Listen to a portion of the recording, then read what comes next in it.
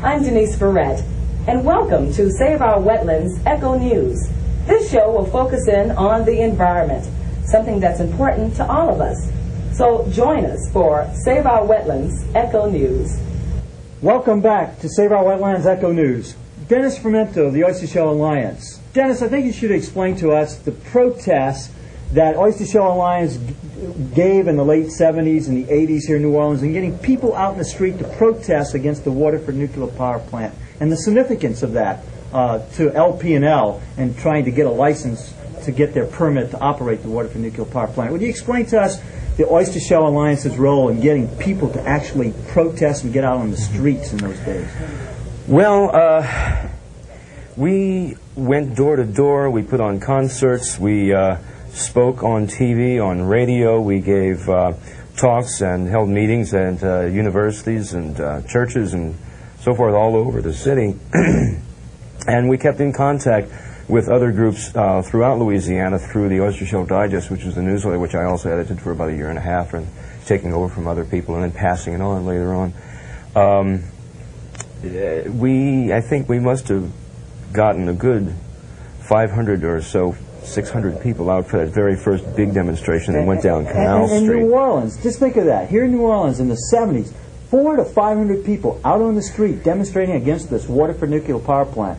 And what's so interesting here today in the 90s is that Louisiana Power and Light Company has the power and the money to go on radio now and advertise around Earth Day about what they're doing and this and that. But in the reality is that there was a tremendous protest in this community against their Waterford nuclear power plant by Oyster Shell Alliance, right? Yeah, that's right. Oyster Shell was, as I said, an umbrella group that took in activists as diverse as the Citizens for Safe Energy, which, to my estimation, is a fairly moderate group, all the way out to the Louisiana Natural Guard, of which I was a member, which was the group that formed the core of the civil disobedience that we carried out November 13th. That's Karen 1979, on Karen Silkwood. And Karen Silkwood, she was a worker for Kerr McGee in a plutonium processing plant that was mysteriously killed before she was to deliver documents to a reporter from a national... Well, it wasn't all that mysterious. She was run off the road. Yeah, I think that's pretty well. And that is a tactic that has been used against organizers for years. You catch them at some time when they're vulnerable and they're far away from friends or family or on a lonesome road, and you just run them off. It's similar to what the lumbering industry tried to use, or did use, against Judy Barry of Earth First up out in California recently, except they went as far as to construct a pipe bomb and sabotage her, attempt to kill her in her automobile. Dennis, we have some interesting footage of you on Mardi Gras Day where you talk about the Natural Guard and the Oyster Shell Alliance and their civil disobedience and arrests that occurred on that day years ago and in front of the LP&L office in Algiers. Let's take a look at that footage. For video buffs, this was shot on 8mm video film and converted to 3/4 inch. Let's take a look at that footage now. Thank you. I know Oyster Shell Alliance was able to get a couple hundred people out on the streets in New Orleans to demonstrate, which at the time might not have seemed powerful, but looking back, it was obviously very powerful. And if you were at those demonstrations, you remember the police and corporate surveillance that was occurring constantly. Can you just refresh our memory a little bit on what the Oyster Shell Alliance was then in New Orleans? On the day you're talking about, which was Frog is not dead. Good. Which I believe was Karen Silkwood Day in 1979 or so. We went down to the Algiers Point LP&L office with about 200 people, armed with drums and whistles and percussion instruments. And we were probably outnumbered by the police, who were there in autos, on horseback, on the roof, behind the walls, around the corner. Hundreds of cops, hundreds and hundreds of policemen. Someone even said that they saw an entire mounted troop hiding behind the levee in case they should need to be deployed if we should storm the building or something. We didn't storm the building. We did march around it about a half a dozen times singing about the walls of Jericho will come tumbling down. And at the end of that, 5 or 6 of us went to present petitions that had been signed by over 5,000 people in the city of New Orleans for asking RP&L to shut down the plant until its construction, until safety matters could be reviewed, which of course they didn't accept. Actually, I think what happened with that petition, because nobody ever actually saw that petition again, I remember seeing a police officer pick it up. And there are 6 of us arrested. I don't know if you've talked to all of them. A couple of them, one of them at least, is here. Well, can you describe the arrest? Was the arrest a setup of some kind? No. I mean, we knew it was a planned civil disobedience, and we knew that we were going to be arrested. And they treated us well. I mean, there was no problem. I had no problem with the officers on that occasion. One thing we found out eventually is that one of the people in our group, Phyllis Davis, actually turned out to be an undercover policewoman. One of the other women that was arrested that day pointed out that years later that she noticed that Phyllis was really nervous when she was down there in the I think they had us at the House of D first. They just took it down to the House of D, and Phyllis was apparently really nervous because she didn't want anybody to recognize her and see that she had been also part of the quote agitators, even though I suppose she was in the pay of the police department the whole time. We had no idea she was a cop until years later when, I guess about 2-3 years later to be exact, when a friend of mine saw her in uniform at the Vieux-Carré police station. And I've seen her since then. In uniform. You found a kitty. Very good. Are you hungry, Dustin? It's Mardi Gras today, y'all. There's going to be a lot of disturbances on this day. Hi, welcome to Save Our Wetlands Echo News again. This is Luke Fontana, the Executive Attorney and founder of Save Our Wetlands, Inc. Dennis, that was quite great footage. We should tell the audience it was shot on Mardi Gras Day, and that's the reason you see the beads and some other things. I think we should go to Gary Groesch now, because Gary Groesch, you played a very significant part in the role of the intervention that Oyster Shell Alliance did with Save Our Wetlands before the Nuclear Regulatory Commission on LP&L's request for an operation permit for the Waterford Nuclear Power Plant.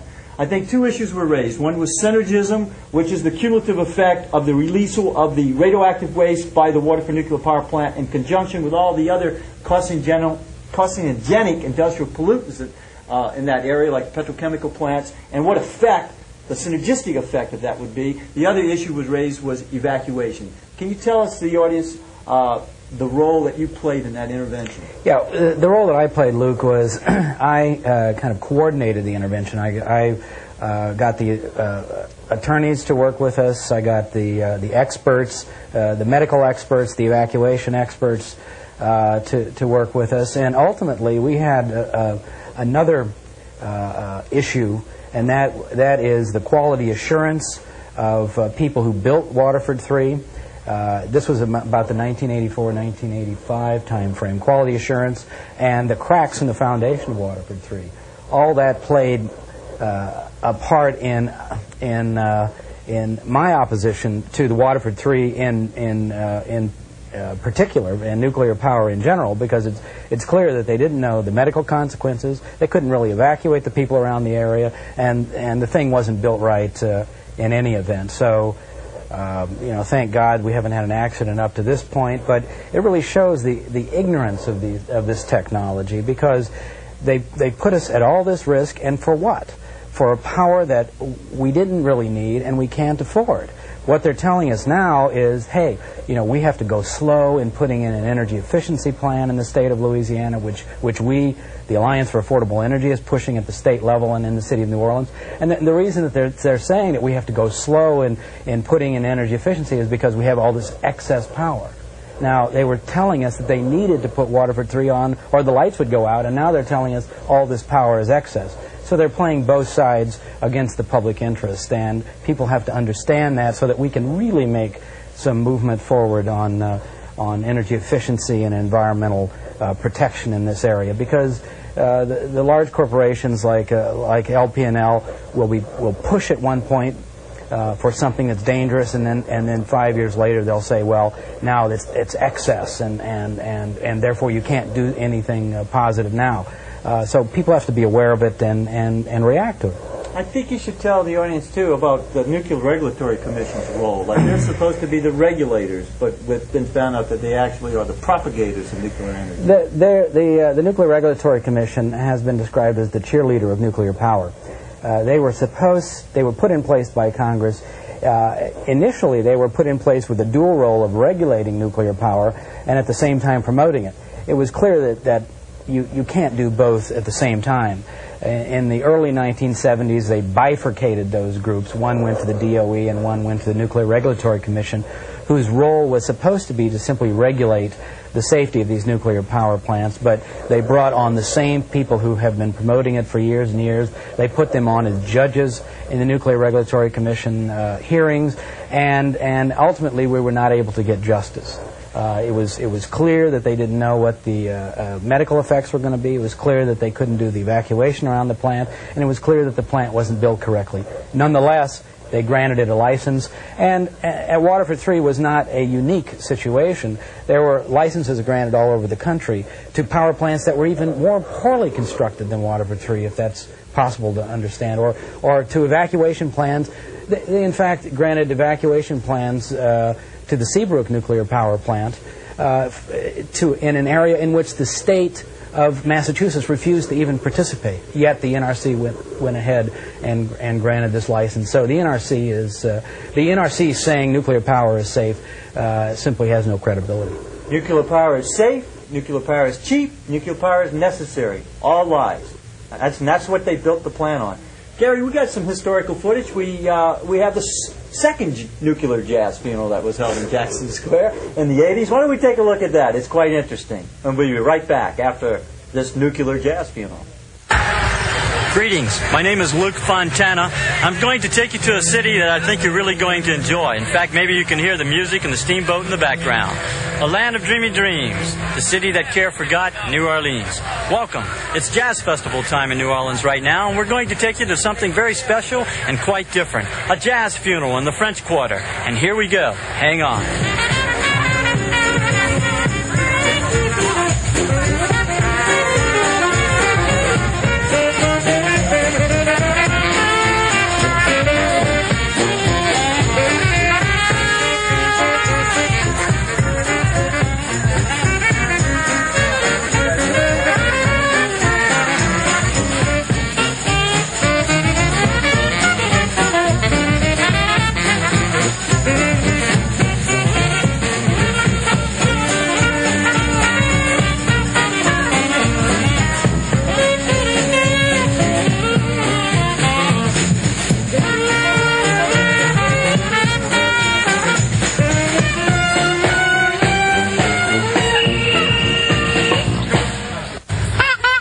Well, that's enough of our favorite song.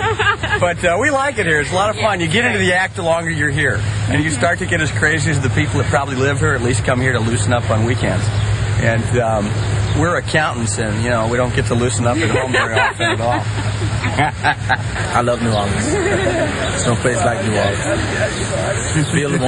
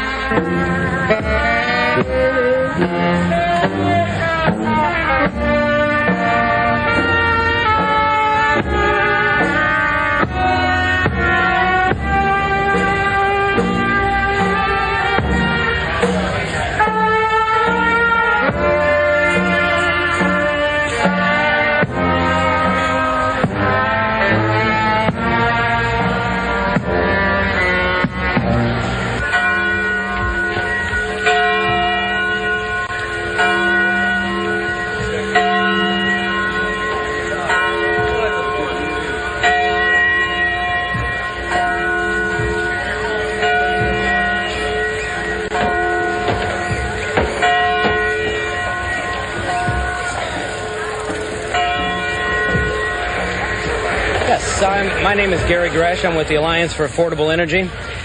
The point that I think needs to be made here is that it is not capitalist technology, it is not socialist technology, it is just death technology. That's what nuclear power is, and it affects bureaucracies the same way, whether it's in the United States or the Soviet Union. If you like lies, you'll like nuclear power because they've been telling them for 20 years.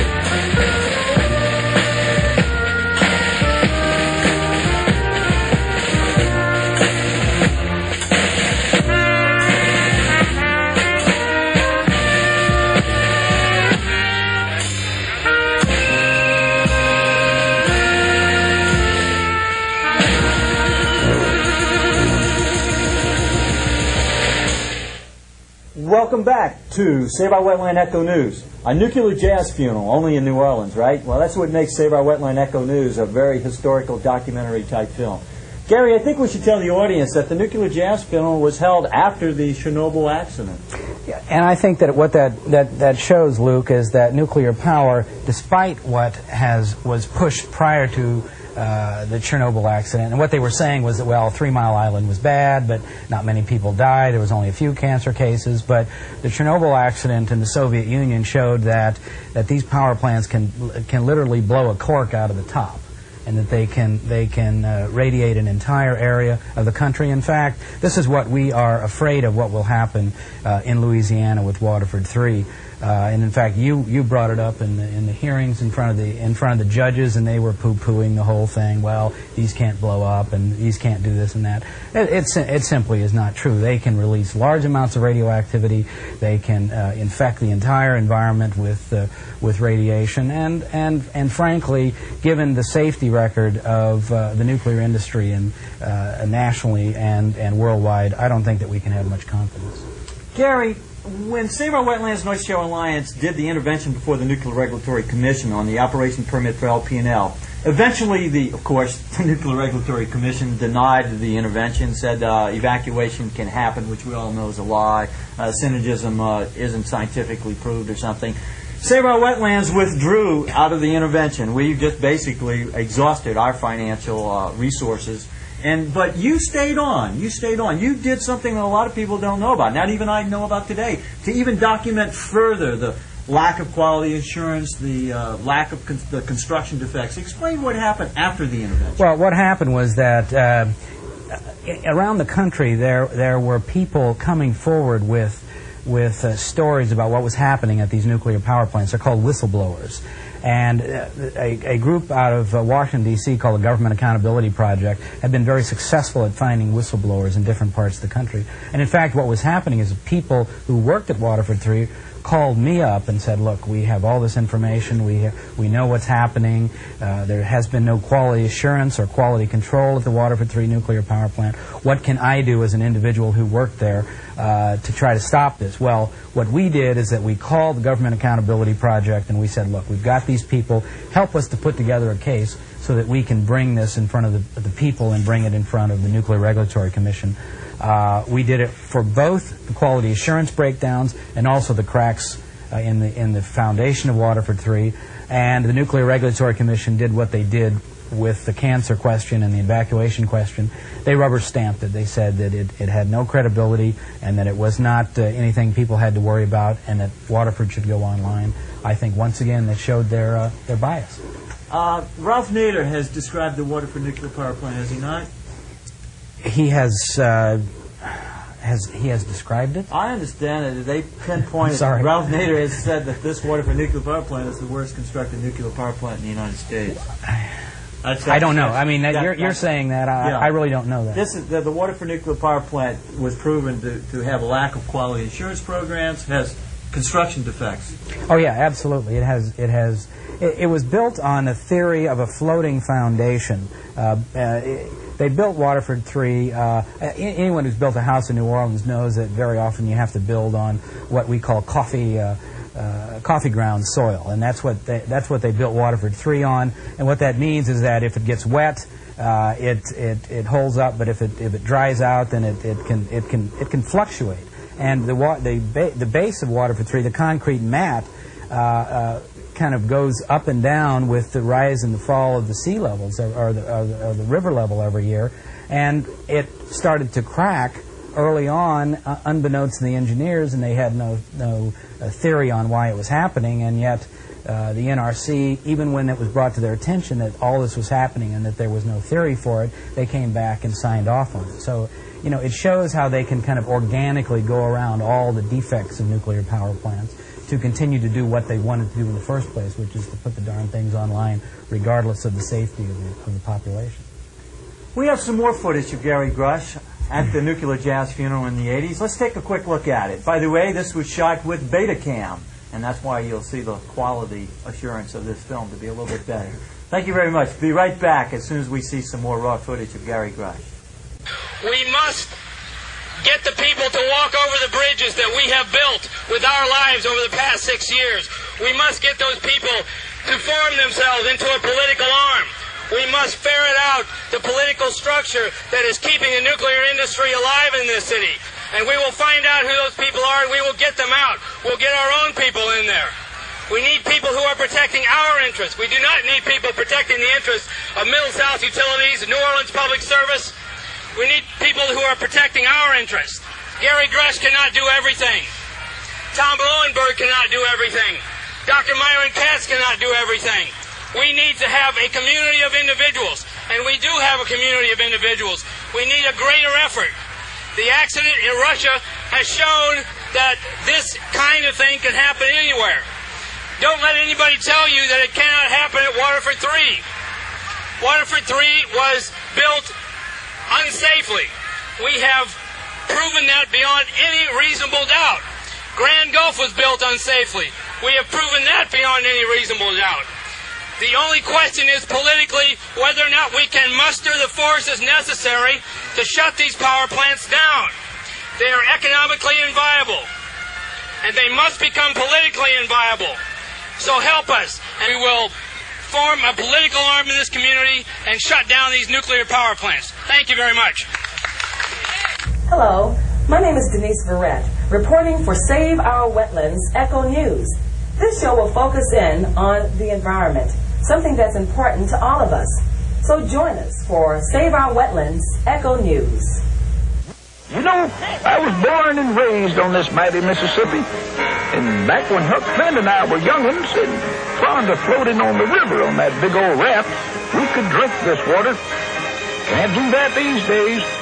Too much pollution. Our rivers are a vital source of life, and we must protect them. Everybody knows exactly what's going round. They went and cut half of the old trees down. Hardly left the spot we want to swim in this town. We want to save the wetland. Paving the highway, it ain't been no long. Pave the whole block that we used to live on.